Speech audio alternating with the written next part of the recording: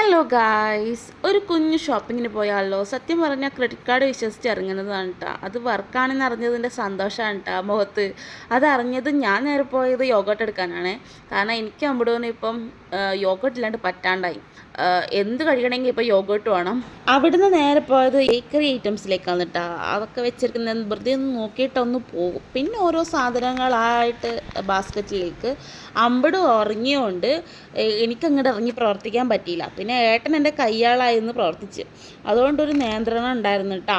എല്ലാം എടുത്ത് ഡീൽ ചെയ്യുമ്പോൾ അന്ന് പടി കിട്ടുമെന്നൊരു ടെൻഷൻ നമുക്ക് രണ്ടുപേർക്കും ഉണ്ടാവും. കാരണം ക്രെഡിറ്റ് കാർഡ് യൂസ് ചെയ്യുന്നവർക്കറിയാം ഇടയ്ക്ക് ഇവരെന്തെല്ലോ ഒരു കളി കളിക്കും. അങ്ങനെ ബില്ല് ചെയ്യാൻ നിന്നു.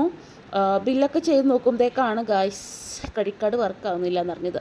ആദ്യം വർക്കായിരുന്നു, പിന്നെ അത് അനങ്ങുന്നില്ല. പിന്നെ കയ്യിലുള്ള പൈസ വെച്ചൊക്കെ ഒപ്പിച്ച് അത് കഴിഞ്ഞ് നമ്മൾ മീനൊക്കെ വാങ്ങിക്കാൻ പോയി. അപ്പോഴത്തേക്ക് അടിപൊളി മഴ പെയ്തത്. ഈ ടൂ വീലർ യൂസ് ചെയ്യുന്നവർക്കറിയാം അതിൻ്റെ അവസ്ഥ. ഓരോരുത്തരായിട്ട് ഓരോ മൂലയ്ക്ക് ഉണ്ടാവും. അതുപോലെ ഞങ്ങൾ ഈ മൂലയ്ക്ക്. അപ്പം അത്രേ ഉള്ളൂ ഗായ്സ്, ബൈ.